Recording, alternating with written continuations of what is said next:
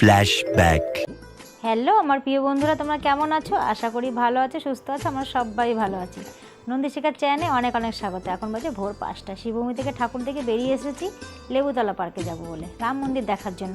তো এখানে যদি লাইটটা অফ করে দেয় দেখতে ভালো লাগবে না, সেখানে তাড়াহুড়ো করে আসছি। তো চলো আজকের ভিডিওটা এখানেই শুরু করছি। যদি ভিডিওটা ভালো লাগে একটা লাইক করে দিও, চ্যানেলটাকে সাবস্ক্রাইব করে আমার পাশে থেকো। যারা তোমরা আমার চ্যানেলটাকে সাবস্ক্রাইব করেছো তাদের অনেক অনেক ধন্যবাদ। আর ভিডিওটার সঙ্গে থাকো, আশা করি ভালো লাগবে। আমারও দেখার ইচ্ছা খুব রাম মন্দির, তোমাদের সঙ্গে তো অবশ্যই শেয়ার করবো। দেখি যাই কতটা লাইন জানি না।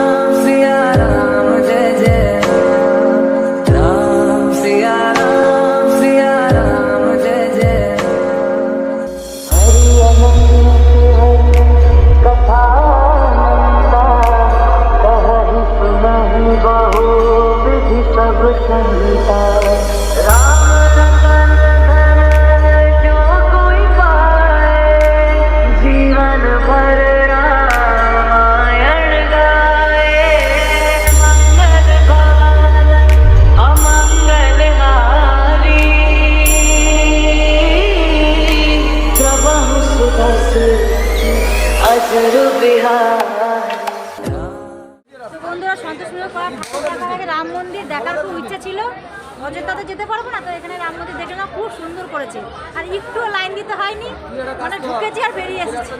এখন ভোর মানে 6টা বাজে, 6টা বেজে গেছে, ভোরের আলো ফুটে গেছে, সঙ্গে চা, লেবু চা, লেবু চা খাবো বেটা। আর সবার মুখ চুপগুলো একবার দেখো, পুরো কালো ভূত হয়ে গেছে। সারা রাত 8টার সময় বেরিয়েছি বাড়ি থেকে, চারপাশে প্যান্ডেল দেখলাম, খুব ভালোই দেখলাম। এখন চলো যাই শিয়ালদা দিকে, যাই শিয়ালদা, ওখানে গাড়ি রেখে এসেছি, ওখানে মার্কেটটা তোমাদের একবার দেখাবো, পাইকারি মার্কেটটা। চলো যা যাক, এদিক থেকে যাবো তো।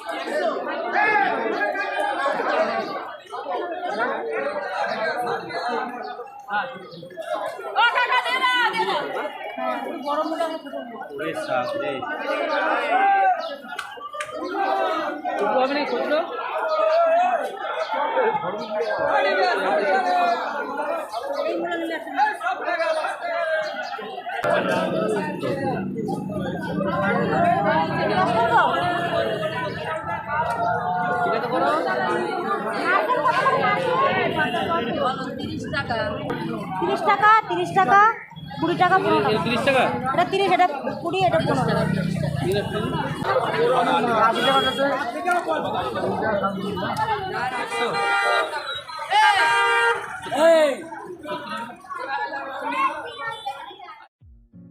তো বন্ধুরা, তোমাদের তো শিয়ালদার মার্কেটটা দেখালাম, পাইকারি মার্কেট, ওখানে কোনো খুচরো বিক্রি হয় না। তো আমি প্রথমবার এরকম দেখছি যে এরকম ভোরবেলা মার্কেট বসে, সব কিছু মাছ, সবজি, ফল সবই পাওয়া যায় ওখানে, সব পাইকারি দরে। ওখানে কিন্তু একটা দুটো করে বিক্রি হয় না। জিজ্ঞেস করলাম, বললো না একটা দুটো করে বিক্রি হয় না। তো আস্তে আস্তে চোখে পড়লো নারকেল, তো সামনেই তো লক্ষ্মী পূজা চলে এসেছে, তো ভাবলাম চলো দুটো নারকেল নিয়ে নিই। নারকেলগুলো দেখে খুব পছন্দ হলো, দামটাও খুবই কম। যেই নারকেল ওখান থেকে 30 টাকা করে নিয়ে এসেছি, সেই নারকেল এখান থেকে 80 টাকা 90 টাকা দাম হবে। নারকেলের সাইজটাও ভালো ছিল।